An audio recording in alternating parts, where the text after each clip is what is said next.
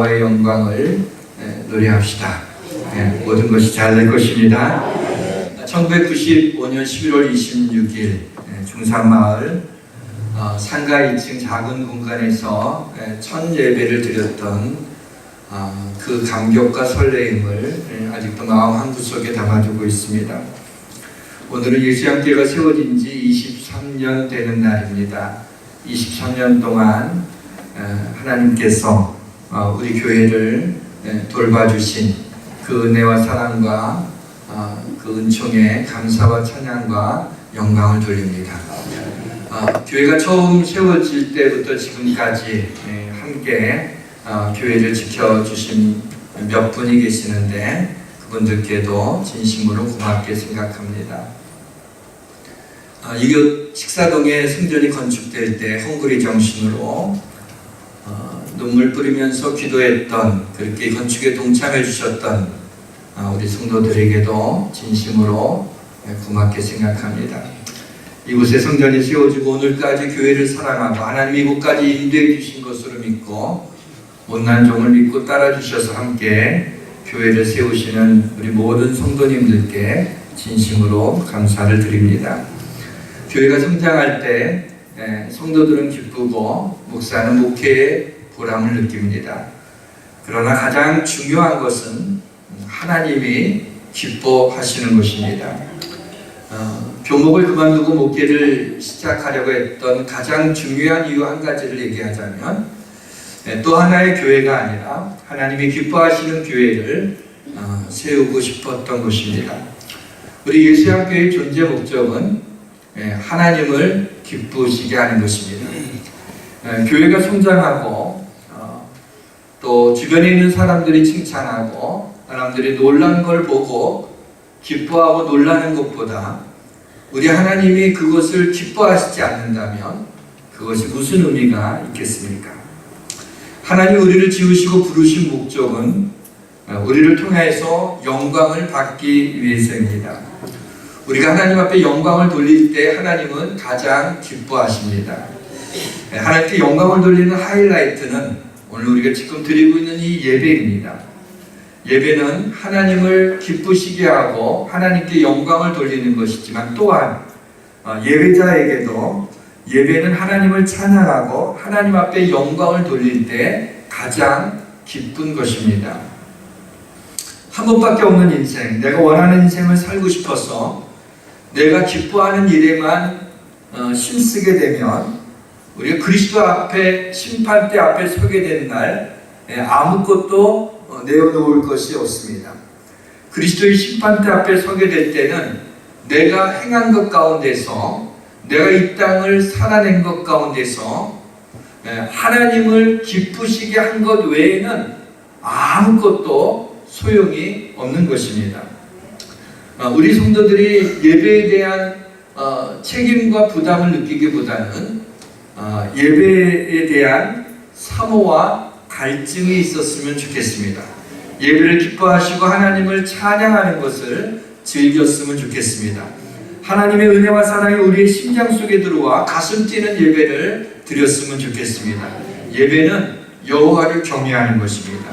이 시간은 여호와를 경외하는 자가 받을 복과 그리고 여호와를 경외하는 법에 대해서 말씀을 드리려고 합니다. 우리 성령님의 은혜와 성령님의 축복과 성령님의 역사하심이 이 시간 이곳에 우리와 함께 하시기를 주님의 이름으로 축원합니다. 여호와를 경외하는 자는 여호와를 의지하는 자입니다. 시편 34편 8절에 그에게 피하는 자는 복이 있도다. 본문 22절에도 그에게 피하는 자는 다 벌을 받지 아니하리로다. 이 시편 34편을 쭉 읽어나가면서 여호와께 피한다라고 하는 그 표현이 두 번이나 반복되는 걸 보면서 궁금해서 킹제임스 버전을 살펴봤더니 여호와께 피한다라고 하는 단어가 트러스트라고 하는 단어를 사용했더라고요. 여호와께 피한다는 것은 여호와를 트러스트한다는, 여호와를 신뢰한다는, 여호와를 의지한다는 말인 것을 알 수 있습니다. 사랑하는 성도 여러분, 여호와께 피하는 자, 여호와 하나님을 의지하는 자는 복이 있음을 믿으시길 바랍니다. 여호와를 경외하는 자에게는 이런 복이 있습니다. 본문 12절에 보면 생명을 사모하고 연수를 사랑하여 복받기를 원하는 사람은 누구뇨? 왜 대답 안 하세요? 네. 생명을 사모하고 연수를 사랑하며 복받기 원하는 사람은 누구뇨? 아멘이 아니라 나 그러는 거죠. 부흥사들은 이때 어떻게 하는지 아세요? 가슴을 탁 치면서 딱 이렇게 대답하라 그래요. 근데 저는 부흥사가 아니라 그렇게는 제가 여러분한테 요구 못하겠고, 우리 70 이상 되신 우리 권사님이나 그분들은 순진하셔서 잘 따라하세요. 우리 70 이상 되신 분들은요, 뭐 눈치 볼 거 없잖아요. 그렇죠? 이렇게 다 하고 가슴을 치고 그렇게 하세요. 다른 분들은 그냥 다 그러세요. 이 시간만 이기주의자가 됩시다, 우리. 네. 생명을 사모하고 연수를 사랑하여 복받기 원하는 자 누구뇨? 알았습니다. 네. 이 구절이 베드로전서 3장 10절에서 이렇게 인용되고 있어요. 생명을 사랑하고 좋은 날 보기를 원하는 사람은 이렇게 인용되어 있어요. 또 쉬운 성경에는요, 즐거운 날을 보내고 행복하게 오래오래 살고 싶으면 이 말을 잘 들어야 합니다. 사랑하는 성도 여러분, 즐거운 날을 보내고 행복하게 오래오래 살고 싶습니까? 네, 여호와를 경외하시기 바랍니다. 여호와를 경외하는 자에게는 부족함이 없습니다. 본문 9절과 10절에 보면은 너희 성도들아 여호와를 경외하라. 그를 경외하는 자에게는 부족함이 없으리로다. 젊은 사자는 궁핍하여 줄일지라도 여호와를 찾는다는 모든 좋은 일에 부족함이 없을 것이로다 그랬습니다. 여호와를 경외하는 법에 대해서 말씀을 드리기 전에 오늘 말씀은 이 말씀의 배경을 우리가 알고 있는 것이 중요합니다. 시편의 대부분은 다윗이 썼습니다. 다윗이 쓰지 않은 시편들도 꽤 되지만 주로 다윗이 썼는데, 다윗이 시편을 쓰면서 그 시편 위에다가 제목을 다는 것들은 몇 편이 되지를 않습니다. 그런데 오늘 본문을 담은 이 시편 34편은 다윗이 이 시편을 쓰면서 위에다가 이 배경이 되는 이 제목을 갖다가 달았습니다. 여러분 성경에 보게 되면 이렇게 나와 있죠. 다윗이 아비멜렉 앞에서 미친 채 하다가 쫓겨나서 지은 시, 그렇게 써 있습니다. 아비멜렉은 블레셋의 왕이죠. 다윗이 블레셋의 장수였던 골리앗을 넘어뜨린 이야기를 우리는 잘 알고 있습니다. 골리앗이 넘어뜨리니까 이스라엘 백성들이 막 좋아했어요. 또 사울왕도 너무 좋아했습니다. 다윗도 너무 기뻤습니다. 그런데 그 다음에 또 들리는 소리가 뭐냐면 백성들이 이렇게 노래합니다. 사울이 죽인 자는 천천히요, 다윗이 죽인 자는 만만히로다 그랬어요. 사울왕이 들으면서 약간 빈정이 상하는 거야. 뭐야, 내가 왕인데, 아직 내가 왕인데, 아니 저 어린 놈이 죽인 자는 만만이고 나는 천천히야? 그러면서 시기하는 마음이 생기면서 그 시기가 더 지나쳐서 죽여버려야겠다. 그래서 다윗을 죽이려고 필사적으로 쫓아다닙니다. 그러나 다윗은 사울왕을 오히려 굴안에서 죽일 수 있는 그런 찬스도 있었지만 그러지 못했어요. 왜냐하면 하나님이 기름 부어 세운 종을 내 손으로 어떻게 죽일 수가 있겠느냐. 그리고 다윗을 죽이지 못하고 그냥 쫓겨다니기만 하는 거예요. 그러니 사울왕이 죽이려고 다니니 얼마나 힘들겠습니까? 이리저리 피하다가 황급히 도망하다가 그만 블레셋 땅 가드로 도망을 가게 됐어요. 너무나 급해갖고 그쪽으로 갔는데 이 블레셋에 있는 한 신하가 그 자기네 땅에 들어온 그 사람이 다윗인 것을 알게 됐습니다. 그래서 다윗을 붙잡아서 블레셋의 왕에게 데려갑니다. 그리고 얘기해요. 이 사람이 다윗입니다. 우리의 골리앗 장군을 죽인 사람입니다. 이스라엘 백성들이 사울은 천천히요 다윗은 만만이라고 얘기했던 이 사람이 바로 이 다윗입니다. 그랬어요. 블레셋 왕이 이걸 보고 이 다윗을 즉시 죽여야겠다는 생각을 하게 됐습니다. 그러나 다윗이 신분이 노출되다 생명의 위협을 느끼게 됩니다. 블레셋 왕 앞에서 갑자기 미친 척을 하기 시작합니다. 그러면서 대문짝에다가 막 뭐를 갖다가 이게 그적거리는데 침을 갖다 일부러 막 만들어갖고 이렇게 침을 막 흘려갖고 이제 수염이 그때는 있었으니까 수염에 막 이렇게 질질 흘려갖고 수염에 막 달았어요. 제가 흉내를 내고 싶어도 수염이 없어갖고 내가 흉내를 못 내겠는데 그 침을 그래갖고 막 이렇게 눈빛하고 이렇게 하니까 이게 완전히 미친 사람이죠. 아니 그것을 보고 블레셋 왕이 아니 미친놈이 아니냐, 이 나라에 미친놈이 없어갖고 저 미친놈을 내 앞에서 데리고 왔느냐, 당장 쫓아내라. 그러면서 다윗을 쫓아내는 거예요. 처음에는 그냥 자연스러운 사무엘상 21장에 나와 있는 배경의 말씀을 읽으면서 자연스럽게 했는데 곰곰이 생각해보니까 좀 이상한 거예요. 왜 이상했냐면, 여러분 블레셋 왕이 아무리 다윗이 연극을 잘한다 하더라도 그 연극이라고 생각할 수 있잖아요. 왜 그러냐면 조금 전만 해도 다윗은 괜찮았어요.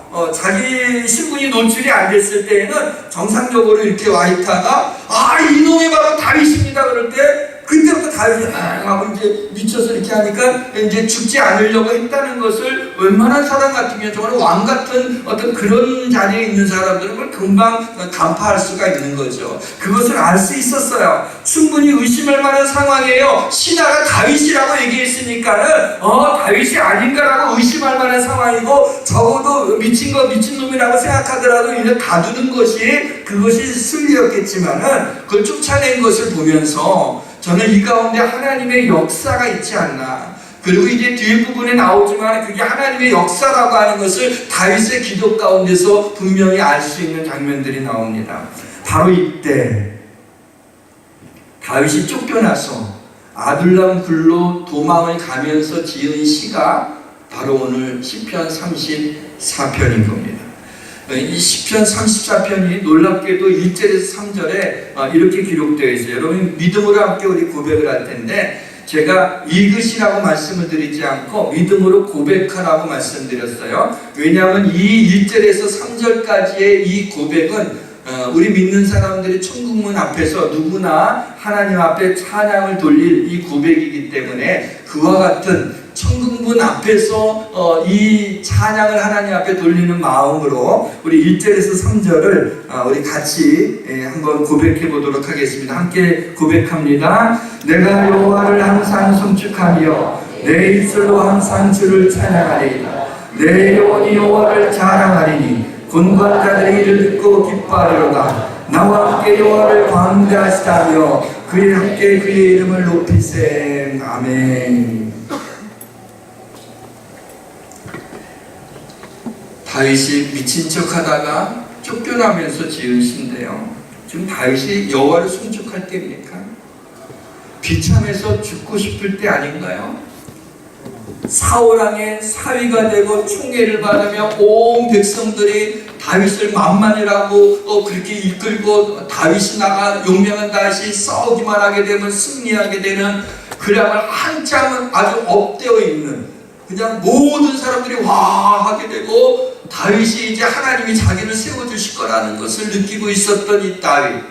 그런데 어쩌다가 이렇게 미친 척을 하면서 침을 질질 흘리고 그 구차한 목숨을 살겠다고 멋있게 죽여라 뭐 이래야 될 텐데, 그렇게 비참한 모습으로 어떻게 이렇게 쫓겨나면서 이런 시를 지을 수가 있단 말입니까? 지금 다윗의 마음은 완전히 브로큰 하트 됐어요. 완전히 마음이 깨어졌습니다. 상해져 있습니다. 다윗의 겉모습은 미친놈의 모습을 하고 있어요. 침을 질질 흘리고 벽에다 문짝에다가 무엇을 쓰고 있는 자신의 모습입니다. 다윗의 상황 모든 두려움과 모든 환난과 모든 고난 가운데 있었다고 34편에서 다윗이 고백을 하고 있습니다. 다윗은 곤고한 자였습니다. 그런 그가 블레셋 왕으로부터 생명을 구원하신 하나님을 찬양하고 있어요. 왜냐하면 내가 나의 이 처지를 보게 되면 너무나 비참하고 너무나 속상하고 정말 죽고 싶은 마음이지만은 미친 척 하다가 목숨을 겨우 부지해갖고 아둘람굴로 도망가는 이 다윗의 모습을 보기는 비참하지만, 다윗은 그 모습을 본 게 아니라 자기가 죽음의 위경 가운데서 살아야겠다고 생각하고 미친 척을 하면서 다윗이 기도한 것을 보게 돼요. 그래서 뭐라고 기도했습니까? 여러분 4절을 보세요. 내가 여호와께 간구하며 내게 응답하시고 내 모든 두려움에서 나를 건지셨도다. 다윗은 미친 척을 하면서 여호와 하나님 앞에 기도하지 않았겠습니까? 하나님 앞에 기도하면서 하나님 앞에 응답을 받았어요. 그 모든 두려움에서 건져주신 거예요. 다윗이 두려웠어요. 이제 죽을까봐 겁이 났던 겁니다. 이제 불리 상황 한마디면 죽는 그 상황이었어요. 그래서 미친 척을 하면서 살고자 했습니다. 그러면서 하나님 앞에 살려달라고 기도하지 않았겠어요? 근데 하나님이 응답하셨어요. 그리고 두려움에서 구원해 주셔서 그의 생명을 살려주셨어요. 다윗은 자신의 지금의 삶의 비참함 때문에 속상해한 것이 아니라 하나님이 나를 살려주신 것에 대한 벅찬 감격과 그 기쁨 때문에 바로 1절에서 3절까지 여호와를 자랑하고 여호와를 광대하시다며 여호와를 송축하고 있는 이 다윗을 보게 됩니다. 사랑하는 성도 여러분, 우리의 삶 속에 때로는 다윗처럼 정말 미친놈이 되는 것처럼, 때로는 죽을 위기 가운데서 너무나도 큰 고통과 아픔 가운데 있지 않습니까? 그러나 기억하십시오. 하나님은 아직도 살아계시고 여러분들의 믿음을 지켜주시고 여러분의 가정을 지켜주시고 여러분의 건강을 지켜주시고 하나님이 지금도 우리와 함께 하심을 믿으신다면 그 하나님을 찬양하시기 바랍니다. 그러면 모든 환난과 고통 가운데서 우리를 건져주시는 은혜가 있음을 믿으시기를 바랍니다. 오늘 본문 가운데 11절에 보게 되면 여호와를 경외하는 법을 너희에게 가르치시려다. 여호와를 경외하는 법이 있다 그래갖고, 야, 이거 설교하기 너무 좋은 거다. 경외하는 법 하나 둘 셋, 첫째 둘째 셋째 얼른 막 찾아봤습니다. 그래서 그 뒤에 말씀을 이제 9절부터 쭉 여러 번 읽으면서 보니까 진짜 나와요. 혀를 악에서 금하고 뭐 선을 행하고 뭐가 그렇게 나와요. 그래갖고 열심히 준비를 했어요. 어느 순간 하나님께서 그거 아니다 그러는 거예요. 아, 여호와를 저기 하나님 말씀 가지고 준비하고 있는데 거기에서 하나님이 내가 하고자 하는 한 가지를 전하라는 그런 마음의 감동이 왔어요. 준비했던 것들을 다 뒤로 하고 다시 준비를 했습니다. 쭉 읽어보니까 여호와를 경외하는 것이 뭔가, 하나님이 이 말씀 가운데 스팟라이트로 비추고 있는 것이 하나 있었어요. 그게 뭐냐면 하나님이 강조하신 것은 여호와를 경외하는 법을 너희에게 가르치시리라 하면서 10편 34편을 쭉 읽다 보니까 여호와 하나님 앞에 부르짖는 거였어요. 하나님께 부르짖는 것이 여호와를 경외하는 거야. 우리는 하나님께 부르짖는 것이 우리의 기도에 응답받기 위한, 우리의 소원을 위한, 우리의 문제 해결을 위한 것인지 알았는데 그것이 하나님을 경외하는 것이라고, 경외하는 법이라고 말씀하셨고, 보니까는 왜 다윗이 굳이 제목에 내가 미친 척 하다가 쫓겨나서 도망가면서 지은 시라고 했는지 알겠어요. 그가 하나님 앞에 부르짖게 될 때 하나님이 구원하신 것을, 자신의 부끄러운 그 모든 것을 역사 가운데 후손들에게 남겨질 수 있는 것을 알면서도 그는 하나님이 그 가운데 나를 건져주셨던, 생명의 위험 가운데서 건져주신 하나님을 찬양하고 있는, 그래서 하나님 앞에 부르짖는 것, 그것이 얼마나 중요한 것을 우리에게 말씀해 주고 있습니다. 사실 이 배경을 얘기하고 싶지 않지만 생명을 주신 하나님, 그러면서 우리에게 이 귀한 말씀을 남겨주셨는데, 하나님 앞에 부르짖는 자는, 하나님의 백성이 하나님께 부르짖을 때는 반드시 하나님이 응답을 했어요. 구약에 읽어보게 되면 여호와께 부르짖는다는 표현이 얼마나 많이 나오는지 몰라요. 그러나 한 번도 여호와께 부르짖음에 응답이 안 되었더라 한 적이 한 번도 없어요. 언제나 하나님이 말씀할 때는 부르짖음에 하나님이 응답하셨다라는 결론이 나오는 걸 보게 됩니다.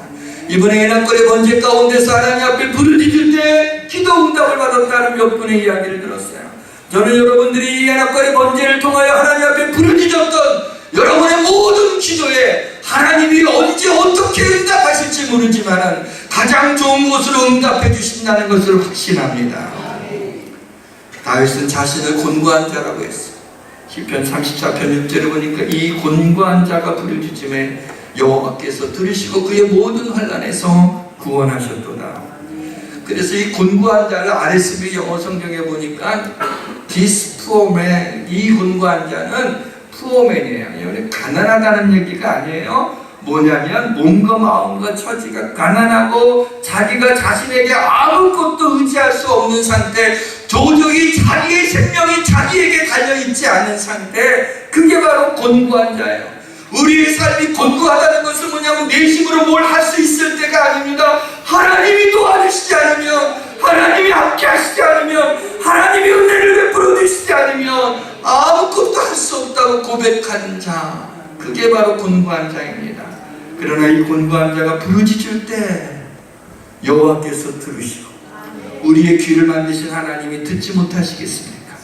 모든 환난에서 구원하여 주십니다. 본문 10절에도 의인이 부르짖으며 여호와께서 들으시고 그들의 모든 환난에서 건지셨도다. 시편 107편이 생각이 났어요. 그래서 얼른 107편을 봐받고 묵상을 했습니다. 후렴처럼 나오는 말씀들이 있었어요.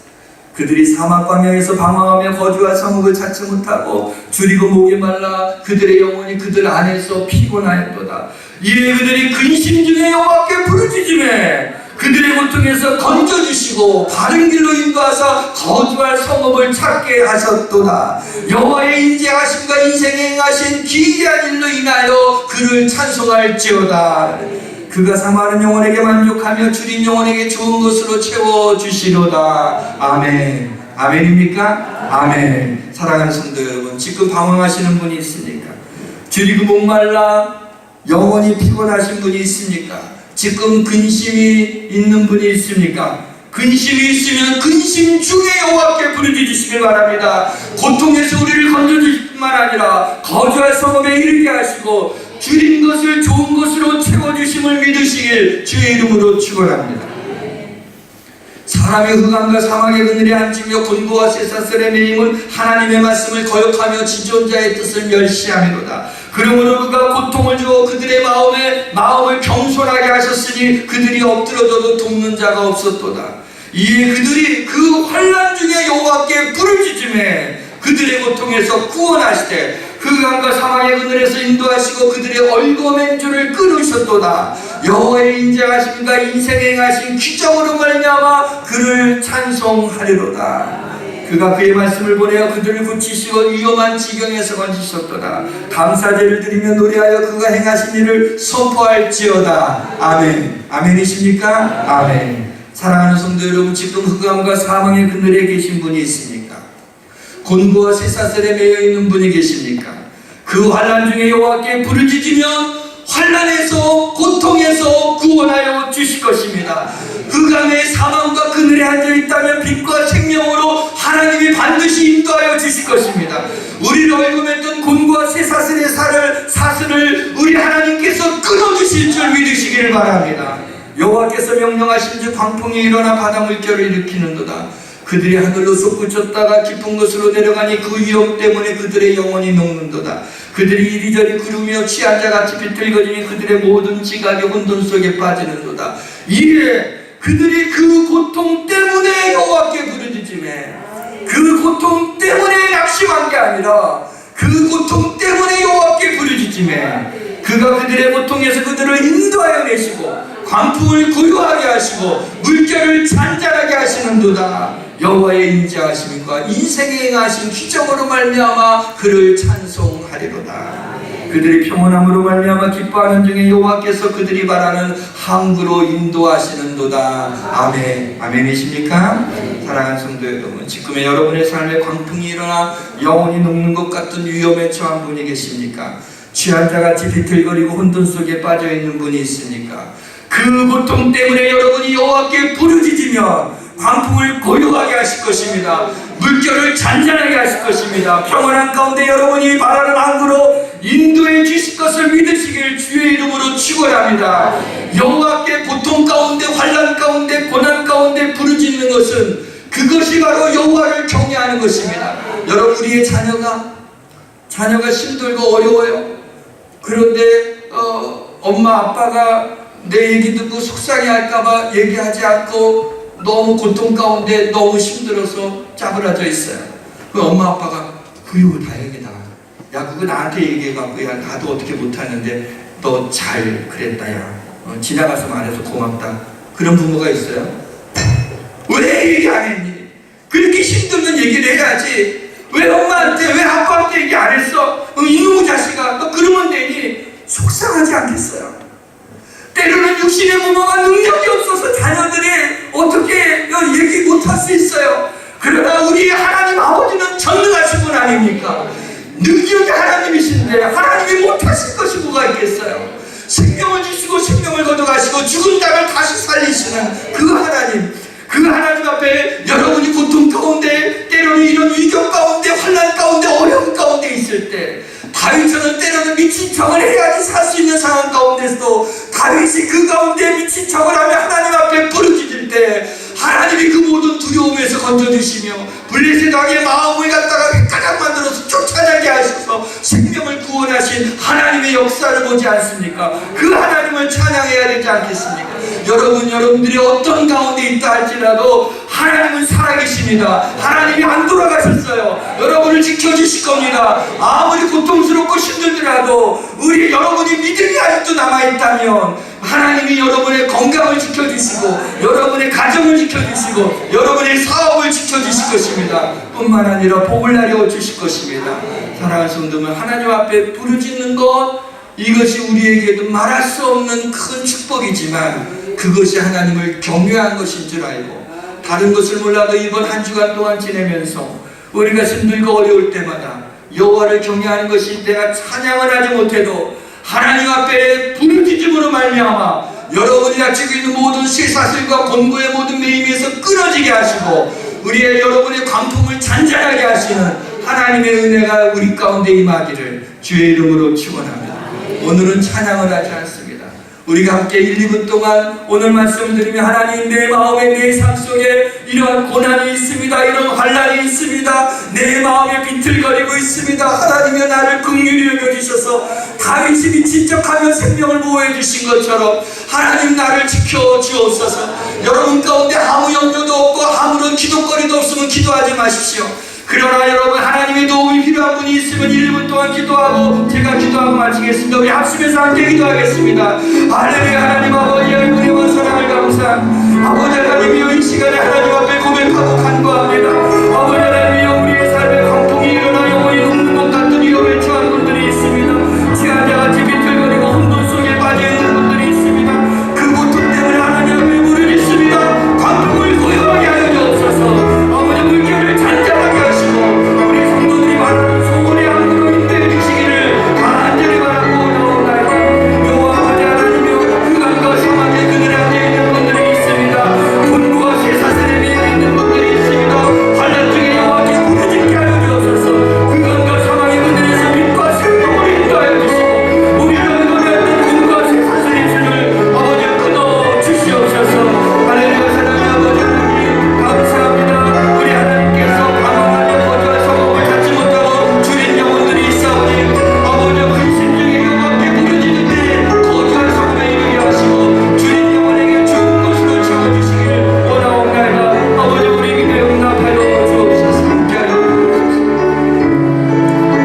하나님, 23주년 교회 창립주일을 맞이해서 아버지 하나님, 우리 성도들에게 하나님 오늘 주신 말씀, 여호와를 경외하는 법이 아버지 여호와께 부르짖는 거라고 했습니다. 아버지 하나님이여, 너무나도 아버지 우리의 삶에 내가 감당할 수 없는 고난을 당할 때마다, 환난과 어려움과 많은 기도 제목이 있을 때마다 우리가 지쳐서 기도하지 못했습니다. 하나님, 오늘 이 다윗이 시편해 주신 이 말씀을 하나님, 이 말씀이 힘이 되게 하여 주옵소서. 미친 척하면서도 하나님 앞에 부르짖었는데 아버지, 저들의 온전한 정신으로 하나님 앞에 기도해야 되지 않겠습니까? 성령님이 우리 가운데 오셔서 우리의 기도를 도와주옵소서. 부르짖게 하여 주옵소서. 죽은 믿음이 아니라 산 믿음을 갖고 살게 하여 주옵소서. 아버지, 사람의 숫자가 많아지는 것이 아니라 하나님께 부르짖는 영혼들이 많아지게 하여 주셔서 하나님을 경외하는 교회가 되게 하여 주옵소서. 예수님의 이름으로 기도합니다. 아멘.